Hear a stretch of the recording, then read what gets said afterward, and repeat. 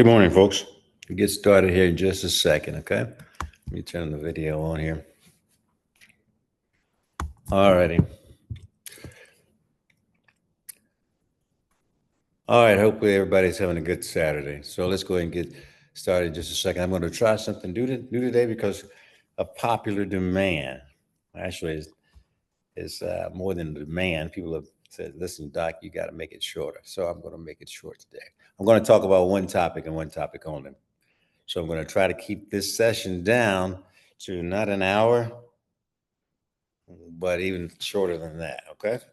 So I won't hear a bunch of complaints in my office this week. All righty. So I'm going to give you a few minutes to come in, get your cup of coffee, open up your chat box, tell me that you can hear me by giving me a thumbs up or either in the chat box saying you can hear me, okay? So, good morning, everybody. My coffee has around about 14 grams of fiber in it. I've noticed it over the period of time that I've been adding fiber to my coffee. You know, initially your bowels take a little bit of a hit, and you'll have loose bowel movements for a little while. You're not eating breakfast now, but as time goes on, you'll get used to it, and your intestine will get used to it, and your microbiome will thank you for it. Okay. All right.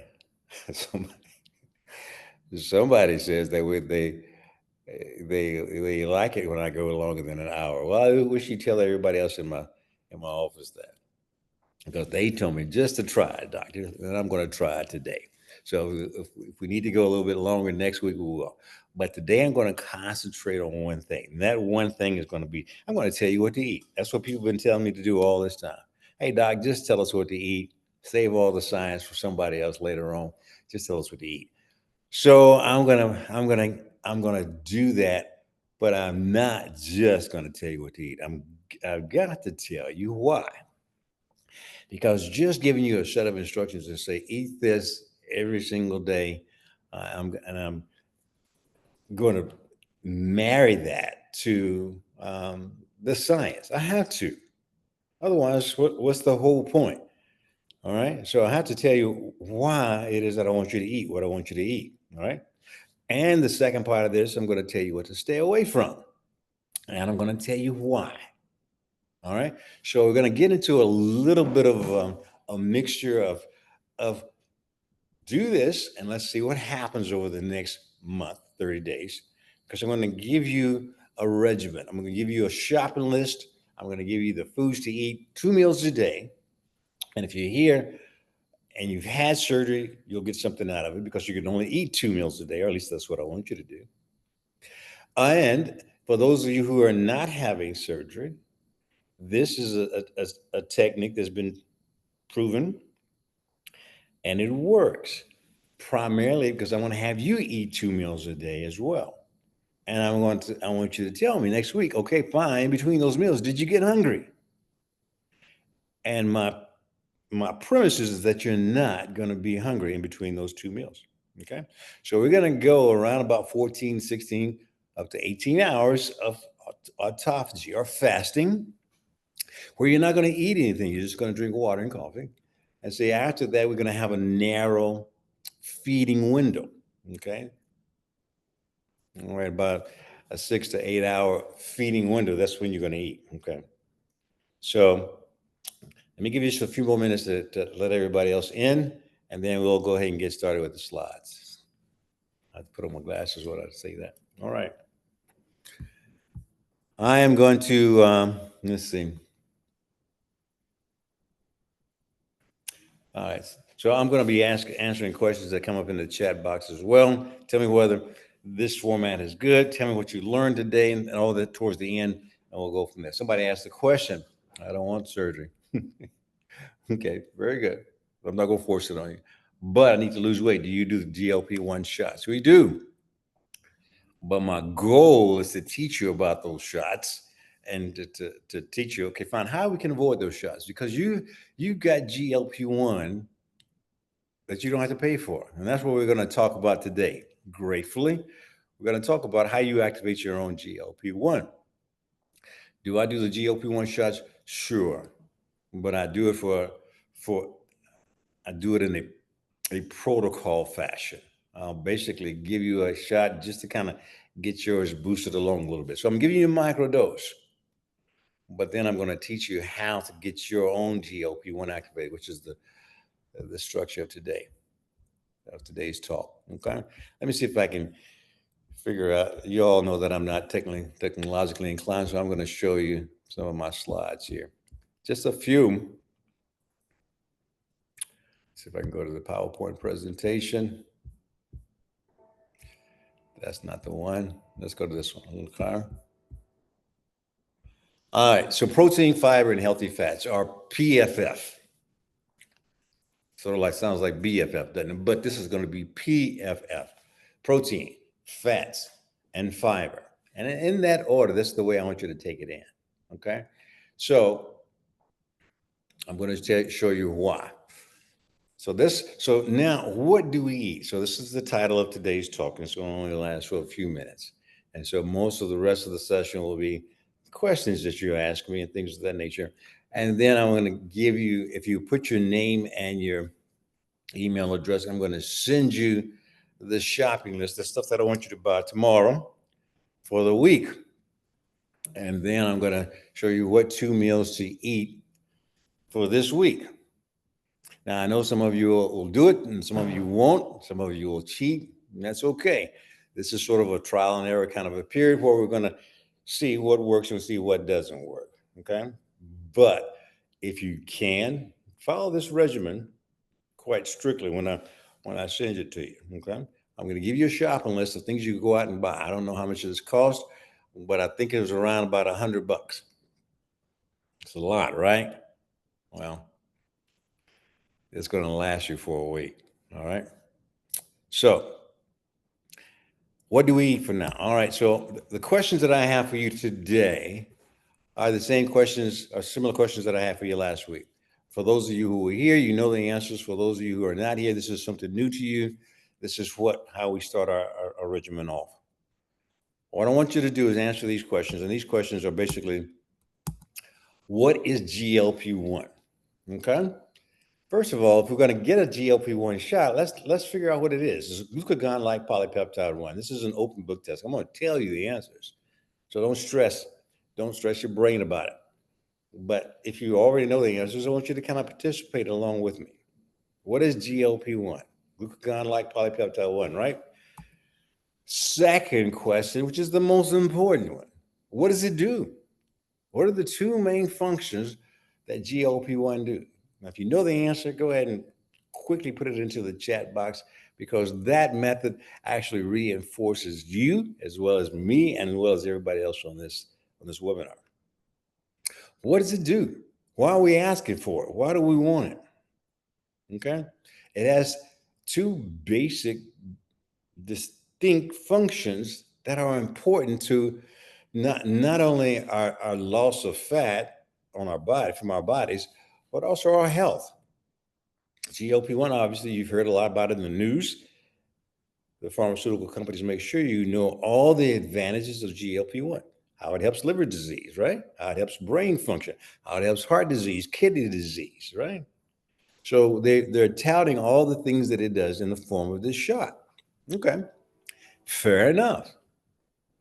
Fair enough. So, but can we do the same thing with the GLP-1 that we're producing normally? Absolutely. Absolutely.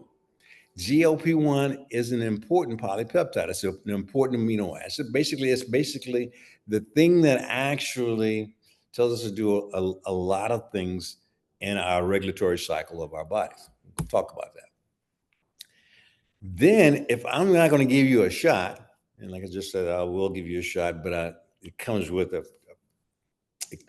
some nuances that you have to kind of take into consideration. What are the three food nutrients that activate our GLP-1? Okay, so you can get it in the form of a shot. I give it to you subcutaneously. It goes throughout your body, and it's a very, very, very strong dose. It's milligrams. What our body is producing is picograms, 1,000th. 1/1000th of the dose that we're going to actually give you in a shot. So why do they give you so much? Well, they give you so much because it's rapidly broken down by the body. An enzyme called dipeptidyl peptidase 4. Don't remember that, but it's rapidly broken down in the body. So the scientists had to make it to where it lasted. And they know that people don't like to take a pill every day. They don't like to take a shot every day. So they made it very, very strong so it lasts throughout the week. I have some problems with that. There are some issues with that. And we won't go over those right now, but eventually we will. Because the bottom line is that when we give things in a supra physiological dose, there's some side effects. There's some long-term effects, some of which we don't know just yet. So, and I'm pretty sure that we'll find out as we go along, but I'm going to get you to try to activate your own. The little small picograms that you get, and when they increase, it gives you the same effects of what the GLP-1 does in the shot form. All right. Let me look at the chat box. What I say: reduce appetite and weight loss, control A1C. Any side effects of the shot? Yep, there are. But is it safe? For the most part, so far so good, right? But when we give supraphysiologic doses of anything, and I've used this example before, is that if I give you oxygen, that's a good thing, right? You put oxygen on your face, that's a good thing. And basically, I can give you 100% oxygen, which is a good thing for a short period of time. I can give you water, and the amount of water that I give you can be 8 glasses of water a day. What if I gave you 8 liters of water a day? What if I gave you 50 liters of water a day? Water is good, but too much water is not good. Too much water will cause hyponatremia, will cause saturation of your cells in water, and the effects of that are basically hyponatremia, and you can get seizures and you could pass away. Too much oxygen, too much insulin, too much thyroid hormone, too much of anything has bad side effects, which are not sometimes compatible with life. So the central core thing that I'm talking about here is that these GLP-1 shots are 400 times the dose that our body's making. So far, we found that they give some side effects, some nausea, some vomiting, and some even worse side effects. There's an increased incidence of certain types of things, certain types of cancers, medullary carcinoma of the thyroid. Nothing to lose sleep about, but it does occur. But and the question is it occurring primarily because of the entity itself, the GLP-1 molecule itself? No, because we're producing GLP-1. I'm of the school that it's because of the dose that we're giving ourselves in the form of the shot. It's too much oxygen given to you over a period of a couple of days, just 2 or 3 days. If I give you 100% oxygen, it will damage your lungs irreversibly. So too much of a good thing is always bad for you. All right, that's the bottom line of that. All right, number 4. Then the opposite of what we're doing with our GLP-1, which is a good thing. If we activate our own GLP-1, it's a good thing because it causes, especially for those individuals who are trying to lose fat. Notice I'm kind of staying away from the word losing weight because we just don't want to lose weight. We only want to lose one component of our weight, and that's the fat. We have a certain amount of fat that's good for us, but when we have excess amount of fat, it's not so good, right? Certain amount of fat in our subcutaneous depots is for a rainy day. We need that fat to survive for a period of time if we don't have any food sources. But when we have an abundance or overabundance, as many people do, then it causes some problems. That excess fat is not just sitting there as a cosmetic defect. It's actually living, breathing molecules, living, breathing cells that actually secrete things that cause inflammation in our body. So if you have too much fat cells, you have too much inflammation in your body, that's a bad thing. All right? All right. The seed oils are the things that we're taking into our diet every single day that we're doing too much of. And it's in almost every food we eat. Refined carbohydrates and seed oils are the two things we're going to be concentrating on today. Those seed oils are basically break down into your body to some form of oxalams, oxidized linoleic acid metabolites, oxalams. Linoleic acid is the seed oil that we're talking about that's primarily we're doing in an overabundance. That breakdown of that particular seed oil leads to other types of molecules that are not good for us, that lead to complication, that lead to inflammation and so forth. Linoleic acid is an essential fatty acid. We have to have it in our body. But again, we have to have oxygen, right? And again, we have to have water, right? So it's not so much that we're getting too much of it.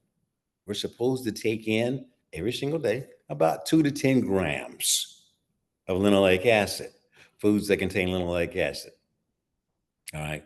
The foods that contain linoleic acid, you know about the spaghetti, the refined carbohydrates, they're all intertangled together. The cookies, the crackers, the chips, the things that are in cans.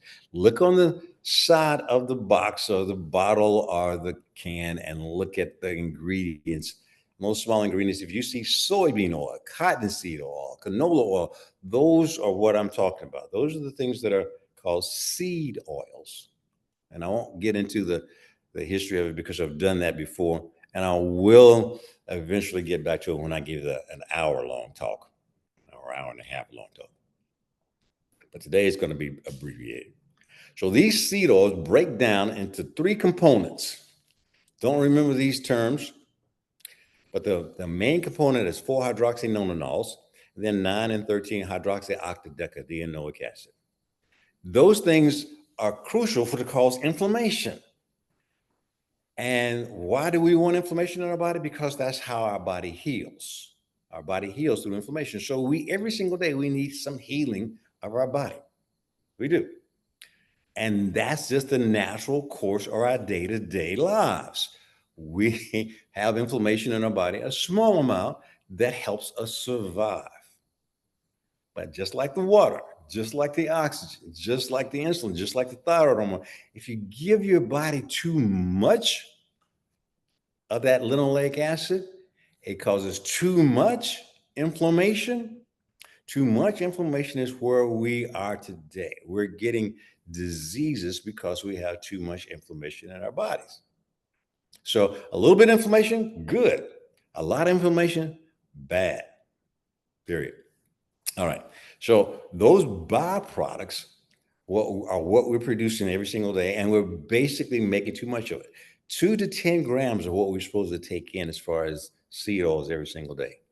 The cookies, the crackers, and all that. And we don't need to get them from the cookies to the crackers or the pies or the pancakes or the pasta. We don't need to get it from that.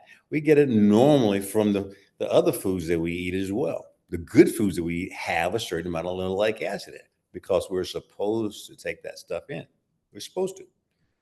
But we're taking 80 grams a day on average or more rather than the 2 to 10 grams per day. 40 times the amount we're supposed to be taking in. 4 times the amount we're supposed to take in. 40 times. 40 times 2 is 80, yeah. So it's all about proportion. It's all about how much we're doing certain things. Too much GLP-1? Bad. The right amount of GLP-1? Good. All right. So what are the seed oils and what are the most what do we consume in our body? We won't get into these things because that's going to take a whole bunch of time. How much protein should we consume? Everybody knows how much protein to take in every single day, right? No, you don't? Somebody does. Put that in the chat box. How much protein do I want you to take in every single day in order for you to optimize your health? And how much fiber do I want you to take in each day? All right. So we'll go ahead and give you the answers to those questions right now. So what is GLP-1? Glucagon-like polypeptide 1. It's the same thing that we're giving you in the form of a shot. It's called Wegovy, semaglutide, Mounjaro, tirzepatide, Ozempic, and many others out there as well. All right. So the two main functions, and this is crucial, it makes you feel full on smaller amounts of food. That's called satiety. Satiety makes you feel full on smaller amounts of food.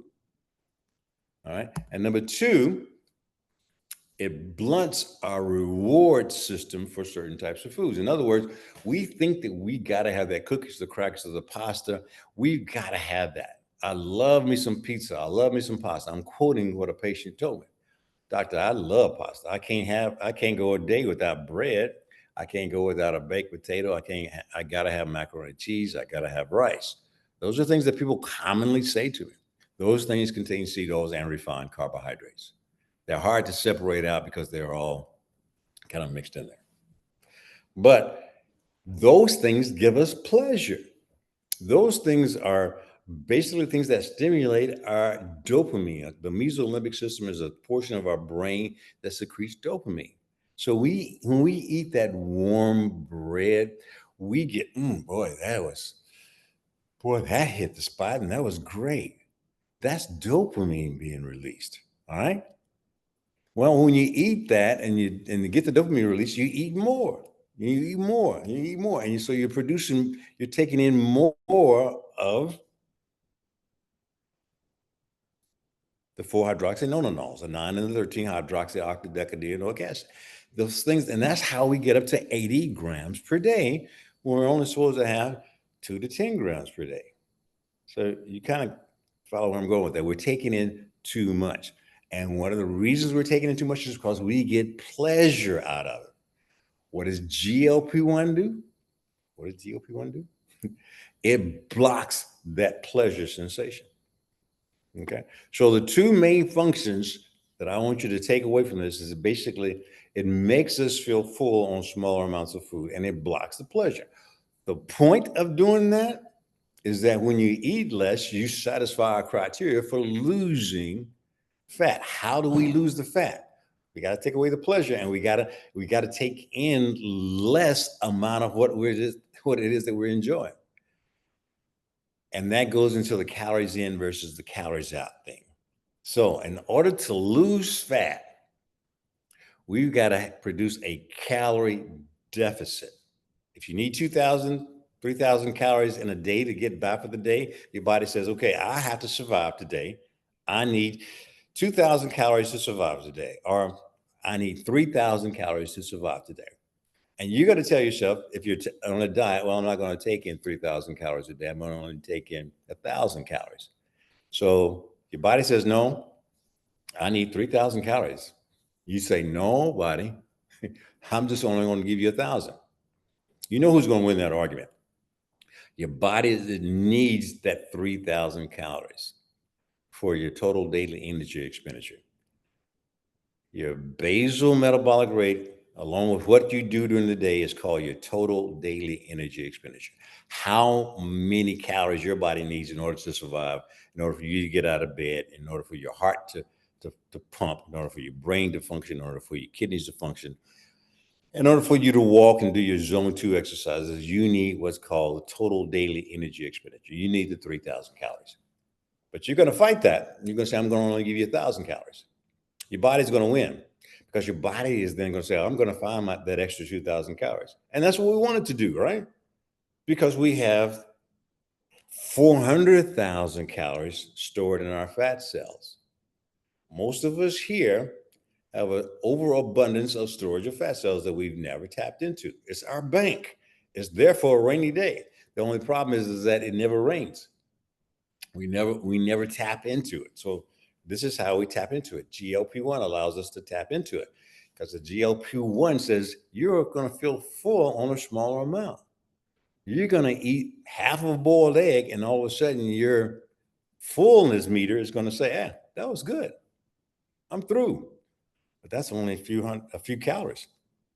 And you need 2,000 calories more, 25, 26, 27, 2,800 calories more other than that egg. But you're full and you won't eat again.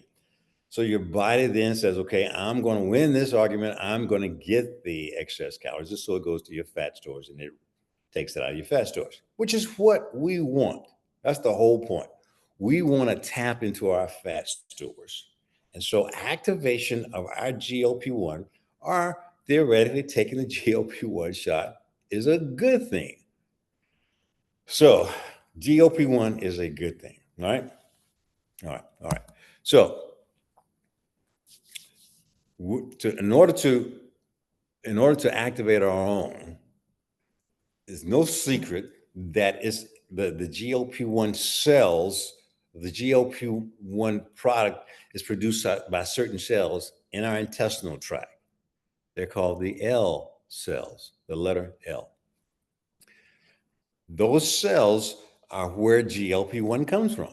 They come from a lot of places, but the most abundant area that we get GLP-1 from is in our intestinal tract, in our lower part of our small bowel, and in our colon are these abundant cells that produce GLP-1.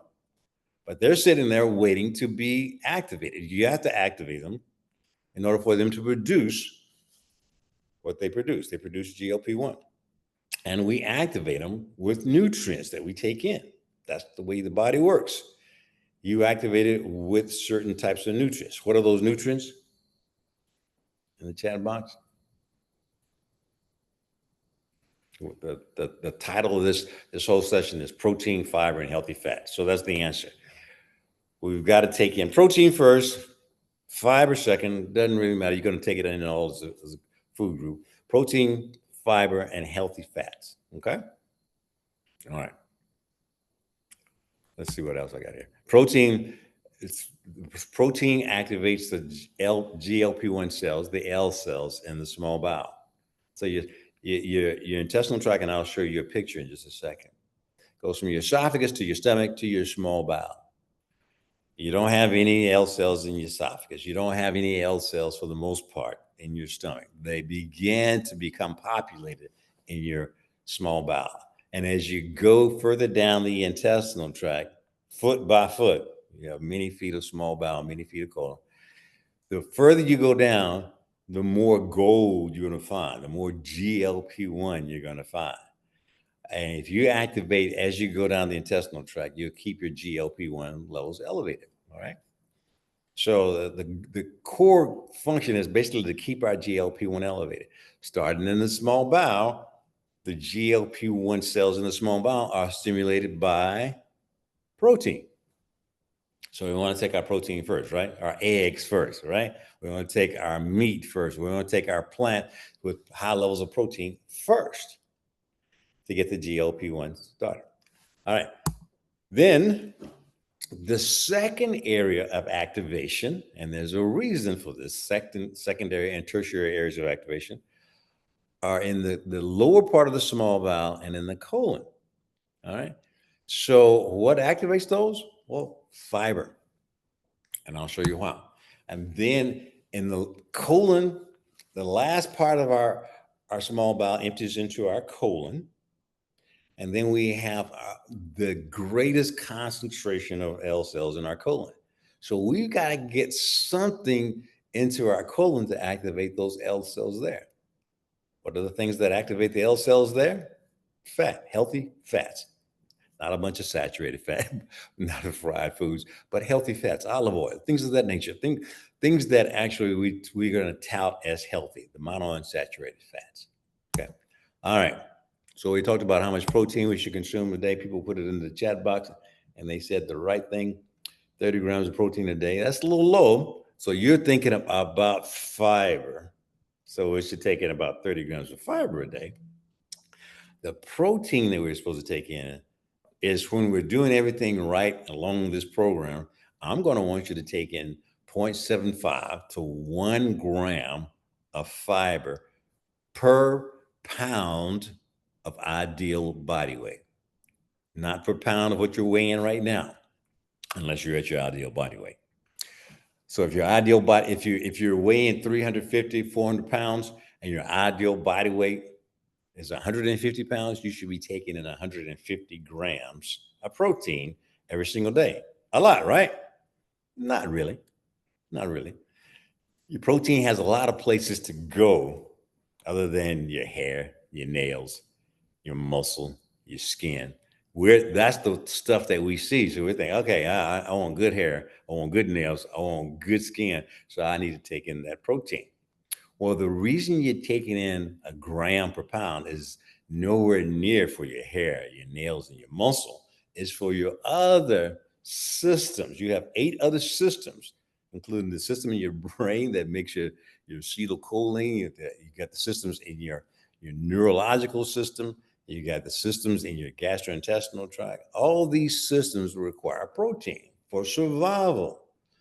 So that number, that gram per pound of ideal body weight goes to your gut, your immune system, your your repair system. Every single day, your organs are repairing itself because they're going through changes, and those changes have to be supported with protein that you take in every single day.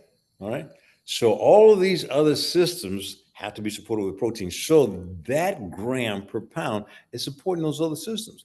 If you don't get it, if you don't take the right amount in, it's going to rob your hair. It's going to rob your muscle. It's going to rob your nails. It's going to rob your skin. And that's what you're going to see in the form of flabby skin, hair loss. Your nails are brittle. That's what you're going to see. And that's what you're going to think in your mind, and rightfully so. You're going to think, I need to take the protein in order to keep my nails good, or my hair good, or my skin good. No, yeah, protein goes to that, but those systems are the last system it goes to. Okay, it goes to your immune system first. It goes to your liver system first, your kidney system first, your brain system first. It goes to your body's repair first. All right. Starting off bad, aren't it? All right. So everybody got that? All right. So we want protein to activate the L cells in our small bowel. Then we want fiber to activate it in our lower part of our small bowel and the first part of our colon. And then we want the healthy fats to kind of end it off. So let me show you. Oh, goodness. All right. So this is a study that just came out the other day, all right? For those of you who are here who think that surgery is the last resort, this study came out of the Journal of American Medical Association, published online September 17, 2025. This is a cohort of studies that basically the findings. The question was, how do bariatric surgery and glucagon-like polypeptide 1 compare as obesity treatments regarding weight loss, ongoing cost, and healthcare utilization in a clinical setting? The findings. They took 30,458 patients from an insurance database in the U.S., found that compared with GLP-1 drugs, the bariatric surgery was significantly associated with greater weight loss while saving approximately $11,689 in ongoing cost over 2 years. So surgery compared to the shots that you're getting more durable weight loss, better weight loss, and you're saving $11,689. The meaning, these findings suggest that bariatric surgery was associated with more effective, durable treatment of class 2 and 3 obesity at lower cost than GLP-1 drugs. Now, you know how I feel about studies. Is this a good study? I reviewed this study, and I'm still in the process of reviewing it, just to see if it has a confidence interval and all these other things that I put out there as my baseline as to whether it's a good study or not. So far, it meets the criteria of being a decent study. I'm still reviewing it, though. It takes a little while to review studies. You just can't look at it and say, "Yeah, this is a great study." So obesity is a chronic condition with negative consequences for patients. You all know that. The healthcare system and society. The most effective treatment of class 2 and class 3 obesity, and that means a body mass index of greater than 35. It's class 2. Class 3 is when your body mass index is greater than 40. The most effective treatment of class 2 and class 3 is metabolic and bariatric surgery. So the GLP-1 drugs, everybody's asking about them. And this kind of article was primarily meant for those folks who are thinking that, yeah, I'm going to try these drugs, because everybody is trying them. Everybody is. You put it out there and you don't put any restrictions on it, everybody's going to try it. You weigh 300 pounds, you're going to try the drugs. You weigh 400 pounds, you're going to try the drugs. but it's saying that those folks with a BMI greater than 35, meaning that you're 75 pounds or 100 pounds over your ideal body weight, you need to lose 75 pounds, then the bariatric surgery has proven to be better and less costly. The caveat of that is another study that we talked about before is that it doesn't work that well for people who are in class 2 or class 3 drugs. So in other words, if you're here and you're basically got 75 pounds to lose, it's not going to work that well. 90% of those people who, when they stop the drugs, will regain the weight. Actually, it's higher than that. It's 96 or 97%. Will regain the weight. You'll spend a year or two on the drugs if you go that long. Most people don't go that long. But once you stop it, then your own GLP-1 levels that your body normally makes are suppressed for several months. And so your own GLP-1 levels are suppressed. You stop taking the drug for a week, 2 weeks, 3 weeks, or whatever. Your body then starts to respond by you're ferociously hungry. You're going to eat everything in the and under the sun.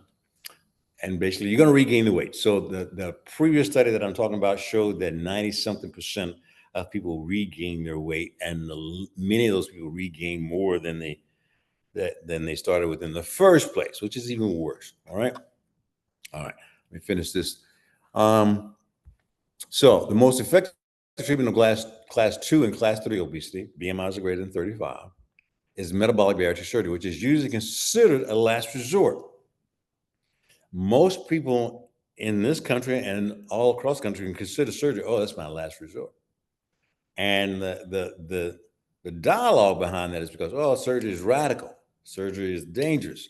Now, maybe it used to be when it was open surgery, but today's surgical techniques, robotic surgery, all the things that we've added to make it safe, make this bariatric surgery safer than some routine surgeries that you don't even think about. It's safer than liposuction. It's safer than gallbladder surgery. So in the right hands, of course, in the most experienced hands, of course. All right. So bariatric surgery, the thing is that is it something that we have as our armamentarium? Yes. And is it something that we should save as a last resort? That's where the mindset should change. Because of all the previous thought process, thinking that bariatric surgery is a last resort because it's so dangerous, that has turned around because of the experience that we had and the technology that has improved it. So bariatric surgery is basically something that should be considered early on in the process rather than too little too late. All right. Conclusions. These findings suggest that MBS, metabolic and bariatric surgery, was associated with more weight loss at lower ongoing costs compared with GLP-1 drugs and class 2 and class 3 obesity. If you're overweight, you only got 30, 40 pounds to lose, go for it. Go for it. That's where all the movie stars are doing their thing. So if you only got 30, 40, 50 pounds to lose and you got the money to stay on it, because you do have to stay on it for the rest of your life, then go for it. All right.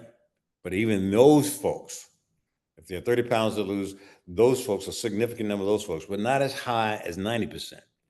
But once those folks stop it, their 30 pounds comes back, their 40 pounds comes back. But again, the caveat is not as high. So if you only have 30 or 40 pounds to lose and you're going to develop your exercise program and you just need a little bit of a boost, a little bit of push, then you're going to take those drugs in the form of a shot and you stop it. About 70% of those people will keep the weight off. Will keep their 30 pounds off. Will keep their 50 pounds off. About 70%. 30% won't. 30% will regain it back. All right. So those are the numbers you need to chew on. All right. And so further study is needed. And this, I love this part of this statement because it says, well, we don't know everything yet. Further study is needed to determine if metabolic and bariatric surgery should still be considered the last resort in treating obesity. We're thinking that because of the safety factor and all that, is that it should not be considered as a last resort. It should be one of the first things. But we don't know that. We're thinking that. That's a hypothesis. We've got to prove that. We can't say, bariatric surgery is indeed the thing you should have first. We can't say that. yet, but we're getting there. All right. Anyway, y'all know this young lady here. She weighed 350 pounds. Her goal was to get down to 180. She got down to 200. I won't show the video because I don't have the time, but she got down to a certain amount of weight. She lost 150 pounds from 350 down to 200 pounds. Came back to the office to do an interview, and she had gone from 200 pounds to 225. Why? Because she incorporated something into her diet that she hadn't incorporated for the year it took her to lose the weight. The year and a half it took her to lose the weight. Okay. She incorporated back into her diet seed oils and refined carbohydrates. So she was supposed to get down to 180. She didn't get down there. She started regaining because she started eating the seed oils. And that's where this whole topic is getting ready to go right now. All right. Basic tenets of fat loss is to do two things. Is basically you have to have a calorie deficit. Your body has to have a reason to go search for new calories that are in the fat stores. If you don't have a calorie deficit, if you're eating a number of calories, if your body needs 3,000 calories a day and you're eating 3,000 calories a day, there's no calorie deficit. Your body has no reason to go get anything out of the fat bank. You don't have any need to. You got what you need. So you got to have a calorie deficit. So yeah, you got to take in 1,000 calories a day, 2,000 calories a day will even do it. To make a calorie deficit, that's point number one. But point number two is that you got to fight your body, because if you're just doing calories in versus calories out, and everybody who has been on a diet has done that. Oh, I'm just going to take in 1,000 calories today. Your body's going to win that argument, because when you don't fill your stomach up, your ghrelin in your stomach, which is the I'm hungry hormone, says, hey, you just gave me a boiled egg. What am I supposed to do with that? I need a whole lot more. I need a whole meal. You're going to say, no, I'm not going to give you that meal. The body's going to win that. That ghrelin is going to go super high. You're going to get super hungry. You're going to depend on willpower to try to do it. And you can do that for a short period of time. But who almost always wins? The body, because you regain that weight back because you have tried to do it by willpower. So we need a backup. And that backup is what we've been talking about. The backup is GLP-1. Because once we take in, willfully or not, less food, our hunger systems are going to come back unless we turn them off. Let's turn off our hunger systems. That's what GLP-1 does. So with the surgery, we activate the GLP-1 system as well as cause a calorie deficit. How do we do that? We take the stomach, which holds about 1.5 liters of food, and we make it into a small golf ball. So you can mechanically only hold so much food. So that's the calories in versus calories out. So we create a calorie deficit. So over a period of time after bariatric surgery, your small stomach stretches a little bit. So for the most part, our studies have shown that eventually, when you first have the surgery, you're only going to be able to take in 500 calories a day, period. 500 to 700 calories a day. After a period of several months to it, 3, 4, 5 months, you'll be able to take in 1,000 calories a day, which is which is your steady state, 1,000 calories a day. But your body needs 3,000 calories. Your body needs 4,000 calories a day. So you're automatically creating a calorie deficit because we reduce the size of the stomach. Okay. But that in and of itself won't do it, because if that did it, the lap band would work, wouldn't it? Because the lap band eliminates a lap band produces a calorie deficit by decreasing the amount of food that you can take in. The lap band is a little small belt around the top part of your stomach, so you can only take in that one egg, and it says, oh, I'm full. But once that egg digests and goes into the rest of the stomach, and the rest of the stomach says, okay, fine, where's the rest of the meal? The ghrelin goes up. Basically, it says, I'm hungry again. And so people who had the band started eating throughout the day, defeating the purpose. All right. So the secondary safety net is GLP-1. That's it. That's the secret. That's all I got. That's the whole secret of how we manufacture fat loss in the surgical world. or in anybody's world. We create a calorie deficit, so your body has to go into the store, the fat store bank, to get those extra calories because the body says, I need 3,000 calories. I'm going to get it. So it takes, you taking in 1,000 calories a day, it gets the other 2,000 calories from the fat stores. You burn that fat, which is what we want. We don't want that extra fat just sitting there. We use it, burn it, and you begin to lose weight in the form of fat loss. Okay? But we don't want to get hungry after we only taking in 1,000 calories. So our GLP-1 kicks in for satiety. All right. All right. How does that all happen? Well, this is also that we basically, these are the foods that I want you to eat. This is what I'm going to send you because these foods are rich with the things that activate your own GLP-1. Okay. So if you're not going to have surgery, these are the foods that we want you to take because your GLP-1 produces satiety, means that you get full on smaller amounts of food.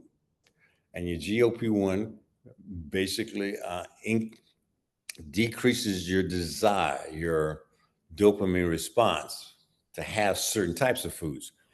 So these foods seem boring to a lot of people. A vegetable omelet, smoked salmon, avocado, and eggs Benedict, buttermilk chicken, schnitzel. These things boring. But if your GLP-1 is activated, they're not boring. They're okay because your pleasure is taken out of it. Okay, so you say, I don't really need that bread. That pasta that I really, really long for, your GLP-1 is up. Your desire for those types of foods go away. Okay, so these foods don't become boring anymore. All right, so I'm going to send you these. You put your name and your email address. I'm going to send you your list, your grocery shopping list, and I'm going to send you the 7-day meal plan. Next week, we'll give you another 7-day meal plan. I didn't have enough time in order to make all the slides today, but next week, we're going to give you another 7-day meal plan. And I want you to follow this meal plan for me for 30 days. And what I'm hoping to see is that you're going to lose a significant amount of fat, regardless of whether you had the surgery or not. You will. Okay? So this is the meal plan I'm going to send you. All right?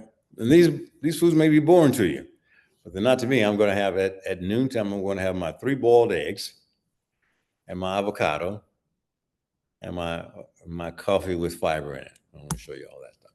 This is why. Okay?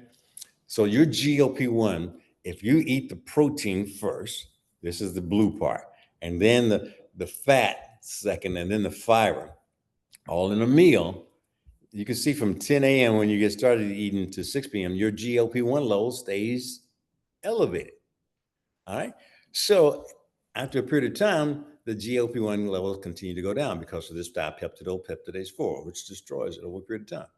It destroys it within minutes, but your level goes up and it gradually decreases in your serum over a period of hours. All right.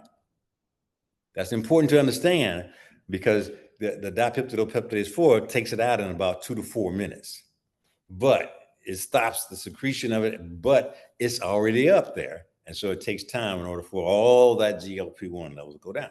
All right. So you go from 10 o'clock to 6 o'clock, and you still got some GLP-1 around, primarily because of the phases of release. Your GLP-1, after you eat your protein, it goes into your small bowel, and that activates your small bowel L cells, goes up, and over a period of several hours, it goes almost down to zero after. But in that same meal, you're just eating some fiber and some healthy fats, right? So then after this peak comes along, the fat that you just took in makes another peak a couple hours later. And that gradually goes down. And then the fiber, which is basically has to be fermented by the microbiome, which produces butyrate. Won't get into it. The butyrate then stimulates the GLP-1 cells, and it's the last thing that goes up. Not as high, but it goes up, and so it carries you on. Okay, so you can see from throughout the day, your GLP-1 levels are steady, and then kind of tapers off at 6 p.m. But what happens just at 6 p.m.? You eat again. So you repeat this whole cycle all over again, started around about just before 6 p.m. Because I want you to eat in that narrow window of 10 to 6 or 12 to 6 for people who are doing the 18-hour fast and all that kind of stuff. So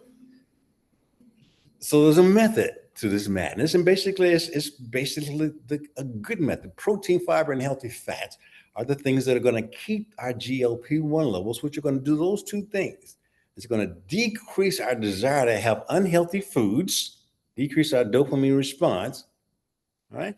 And it's going to keep us full on small amounts. So when we eat that protein, the bacon or the turkey sausages or whatever we're eating, this is going to cause our first wave of satiety. And our first wave of, okay, I don't need anything else. I don't need the orange juice. I don't need the what else do you eat for breakfast that's not good for you? I don't eat the sugar in the coffee. I don't need that stuff because I don't have that desire for that sugar, for that fix. All right. Then you're going to take in the avocado, which is the fat. It's going to produce a second wave that's going to last a little longer. Then you're going to take in the fiber, which is also the avocado. And basically, again, with your coffee, you're going to add some supplements. So I'm going to add those things into the list as well, just so that you don't know that, especially with bariatric surgery patients, you're not going to be able to take in enough fiber and foods that's going to give you this effect. All right. So to repeat, you're going to take protein, fat, and fiber that's going to give you 3 separate waves of satiety and motivation not to eat certain things that aren't good for you. Take away the pleasure of the cookies, the crackers, the potato chips, all the things that are destroying our L cells. And I'm going to show you that, and I'm going to finish up. All right. So they're going to eat 10 o'clock, or 11 o'clock, or 12 o'clock today. It's going to give you a wave till 6 p.m. Then you're going to eat again. And that's going to last you throughout the night until you wake up tomorrow morning. You're going to start it all over again. Your GLP-1 levels will be elevated. You don't need the shot. You don't need the shot. All right. All right. So this is what I'm talking about. These are the L cells. They're not this abundant, but this is an artistic drawing of the L cells, these little yellow cells in the small bowel. And they get super concentrated the further down the intestinal tract you go. So protein activates them here. And then when they get into the colon, the L cells in the colon, and then the lower part of the small bowel, that's where the fiber and the fat comes in to activate it. Okay. All right. And how do we augment this with surgery? We do this. We say, okay, fine. Let's take the area where there's super concentrated amount of L cells, and let's bring it up to where it gets stimulated first. So we don't have to go through all these little areas here. We bring the most highly concentrated segment of bowel, with the bypass or with the sleeve. We bring that to we bring that to the carrier. Okay, the carrier is the stomach, and that's where we're going to take in the protein, the fiber, and the healthy fats. So we're going to say, okay, fine, protein, do your job right away. All right. And then we're going to take in the fiber, do your job right away. Then the healthy fats. All right. So that's how the surgery itself works. Okay. Same thing with bypass and the same thing with sleep. Let me see if I can go ahead to. So this is basically about it. I want to say one thing finally. I'm going to show you if I can. How I'm supposed to. These seed oils make those things. So when you eat the seed oils, I always talk to you and say, okay, fine, you're turning off those L cells. Well, there's no switch on it that says on and off. It's not that. But the byproducts of these seed oils, the byproducts of soybean oil, once the soybean gets into your fat, it stays into your fat stores for 2 years. The byproducts of that breakdown of that seed oil is called oxalams, oxidized linoleic acid metabolites. Getting deep here. So, but those oxalams, what they do is that they decrease the function of your mitochondria. What are mitochondria? Mitochondria are the batteries, the power of your cells, all your cells. So if you're decreasing the function, and there are certain cells that are more vulnerable than others to mitochondrial dysfunction. The L cells of the intestinal tract are super sensitive. They need their mitochondria. So when you take those mitochondria and you oxidize that linoleic acid and you make that 4-hydroxynonenal, that byproduct, that byproduct is super, super selective for the mitochondria in the L cells. So it makes those L cells, the powerhouse, the battery, sick. And so when you make the L cells battery sick, the battery doesn't put out as much power. So try to put a bad battery in a car and see how far you can go. The same thing with the L cells. You got a bad battery, it ain't gonna do much. What does the L cells do? It makes GLP-1. You got bad mitochondria, you ain't gonna make GLP-1. And we know this because they did a great study, a beautiful study. I think it was out of Mayo Clinic or one of the places, but basically we measured the levels of GLP-1 in people before they went to surgery, people who were BMI greater than 35 and 40, and measured their levels of GLP-1 in their blood system. It was down. Then we stimulated it. To see, okay, fine, let's stimulate it with some protein and fiber and healthy fats to see what happens to it. It didn't budge. So people who are pre-op bariatric surgery, this study showed that GLP-1 levels are kaput. Why? Because the amount of food that they ate that contained seed oils and refined carbohydrates destroyed the function of the mitochondria. When you destroy the battery of the mitochondria, which is in the L cells, you basically decrease what the L cells do. The L cells secrete GLP-1. You decrease the GLP-1. We've proven that. Your GLP-1 levels are very, very low, if existing at all. Because what you're eating every single day is 80 grams of seed oils. That's why we want to change that. So I'm through now.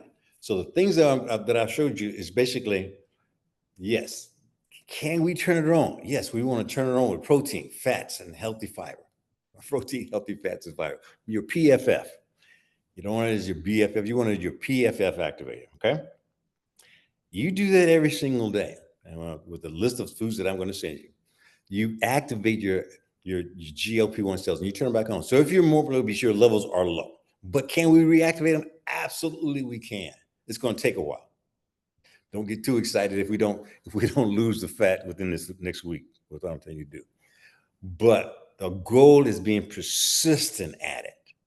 Being persistent at it to the point where it's becoming a habit. And can it become a habit? Absolutely, because you're taking away that dopamine response, and you're basically saying, I don't eat that potato chips. Let me try that sardine. I don't even like sardines, but I can tolerate sardines, and it's not as bad as it used to be when I was a kid. I never liked vegetables.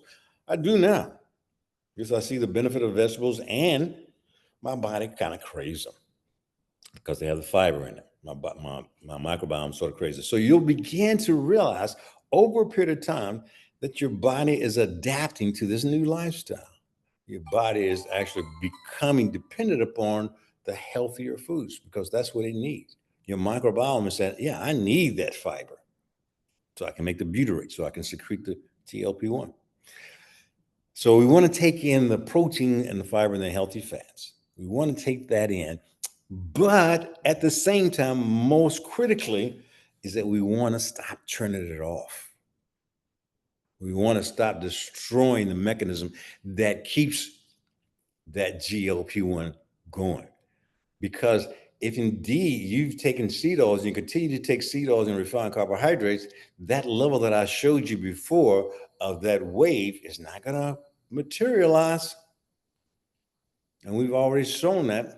So you can't have your cake and eat it too, literally. You can't. And so everybody's going to say, oh, that's going to be hard. No, it's not. Because of that one critical feature of the GLP-1 is it takes away the pleasure. That's why we think that it's going to be hard. It's because, oh man, when I eat that warm bread or that rice or that mashed potatoes, oh, I get such a good, warm, fuzzy feeling.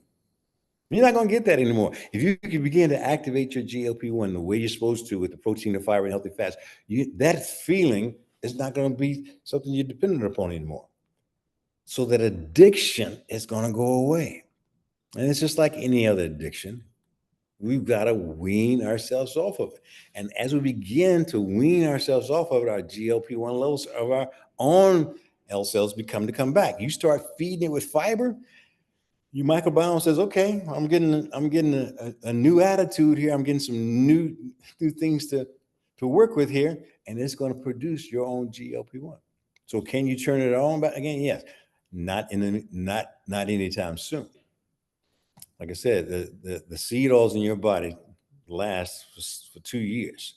So if you're thinking that what I'm telling you today, you'll see results by next week, nope. Will you see results by next month? Nope. But over the period of time, over several months, you will begin to see results. You will. All right. And it'll be easy to stick to. All right. So instead of the seed oils, we're going to choose olive oil. On our salad dressing, we're going to sprinkle it with some vinaigrette olive oil, some avocado oil, or some butter, ghee, or tallow, or coconut oil. All right. And those things are going to be the healthy fats that stimulate the colon GLP-1 cells. So you're going to be doing it without even thinking about it. All you're going to be doing is eating what I tell you to do. So that's why this whole thing was me telling you what to eat. But I had to give you the science behind it. I'm sorry about that, but I had to. So you now know the science. You now know that I'm going to tell you to eat certain things. I'm going to give you a grocery list. I'm going to tell you what to buy. I'm going to tell you when to eat it. But at least you now know what the goal is. You can see where the finish line is, and you can get there. Okay. All right. So I think I've done it. Let me go ahead and see if I can. Let's see. Turn this. So I'm going to do it today. I'm not going to go any further. I'm going to do what my patient's telling me to do. I'm going to stop.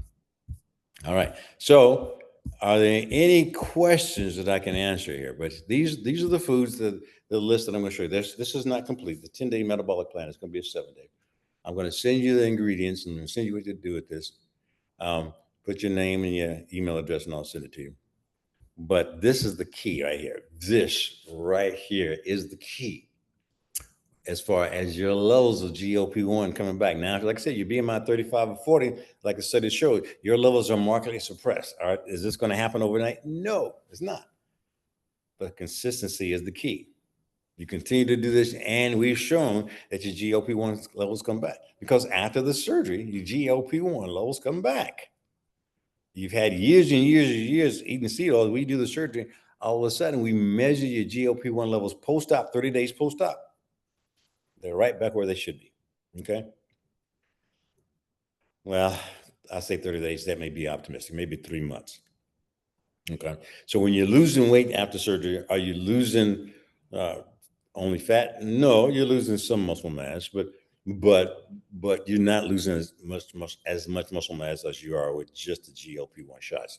The GLP-1 shots, you're losing 25 to 40% muscle mass, which is a bad thing.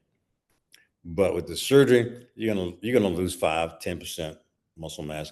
We're gonna show you, guide you, coach you on how to get that muscle mass back.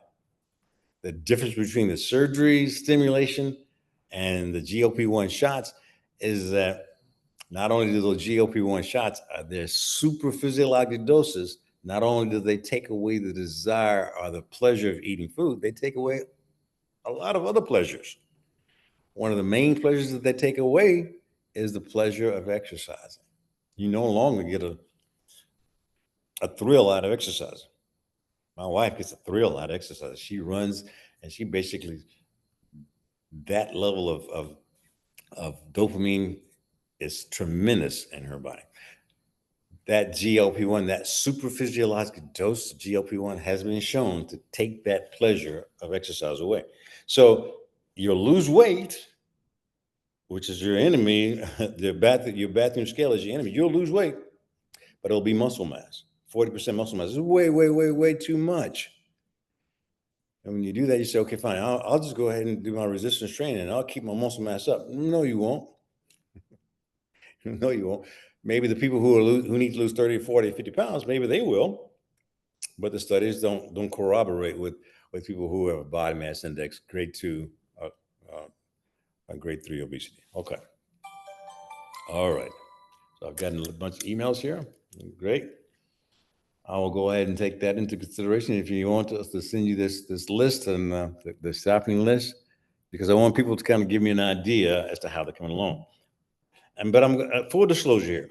Do not expect rapid change, and rapid change is not good. Any change that's worth having is worth a period of time having it. Okay, over time.